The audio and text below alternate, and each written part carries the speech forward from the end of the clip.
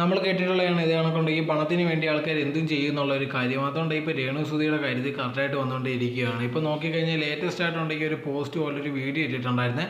അതിനകത്ത് മെയിനായിട്ടുള്ളതെന്ന് പറഞ്ഞാൽ ഇത് കണക്കുണ്ട് ഒരു മദ്യത്തെ ഭയങ്കരമായിട്ട് പ്രൊമോട്ട് ചെയ്തിട്ടുള്ള വീഡിയോ ആയിരുന്നു. നിങ്ങളിത് വന്ന് കുടിക്കും, ഞാനിവിടെ വെയിറ്റ് ചെയ്യുക എന്നുള്ള രീതിയിൽ അതുള്ള പറഞ്ഞുകൊണ്ടൊക്കെ ആയിരുന്നു ആ വീഡിയോ ഇട്ടിരുന്നത്. ഇപ്പോൾ ആൾക്കാർക്കുണ്ട് ഇത് കണക്ക് ഒരുപാട് ഇൻഫ്ലുവൻസേഴ്സ് എന്ന് പറഞ്ഞാൽ ഒരുപാട് പേര് ഇത് കണക്ക് സോഷ്യൽ മീഡിയ വന്ന് ഓരോരോ കാര്യങ്ങൾ പ്രൊമോട്ട് ചെയ്യാറുണ്ട്. അത് കണ്ടിട്ട് ഒരുപാട് പേരുണ്ട്, ഇതിൻ്റെ പുറകെ പോകുന്നവരുമുണ്ട്. പക്ഷേ നമ്മൾ ഇത് കണക്ക് ഇൻഫ്ലുവൻസേഴ്സ് ആകുമ്പോഴത്തേക്ക് നമുക്കൊന്നൊരു ഉത്തരവാദിത്തം വേണം. എന്ത് ചെയ്യണം എന്ത് ചെയ്യേണ്ടെന്നുള്ള രീതിയിൽ നമുക്ക് അറിഞ്ഞിരിക്കണം. നമ്മൾ ചെയ്യുന്ന ഓരോരോ കാര്യങ്ങൾ ഇത് കണക്ക് സൊസൈറ്റിയിലുള്ള ഓരോരുത്തരെ ബാധിക്കുന്നതായിരിക്കും. ഇപ്പോൾ രേണുവിൻ്റെ കാര്യം നോക്കിക്കഴിഞ്ഞാൽ ഇത് കണക്കുള്ള കാര്യങ്ങൾ ചെയ്യുന്നത് ഭയങ്കര മോശമുള്ളൊരു കാര്യമാണ്.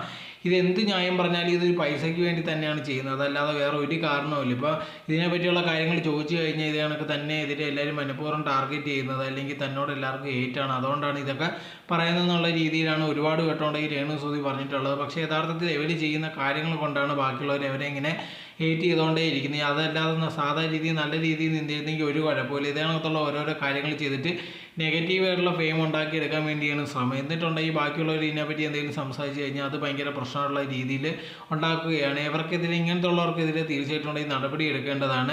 ഇതിനെപ്പറ്റിയുള്ള നിങ്ങളുടെ അഭിപ്രായം എന്തോന്ന് കമൻറ്റ് ബോക്സിൽ കമൻറ്റായി രേഖപ്പെടുത്തുക.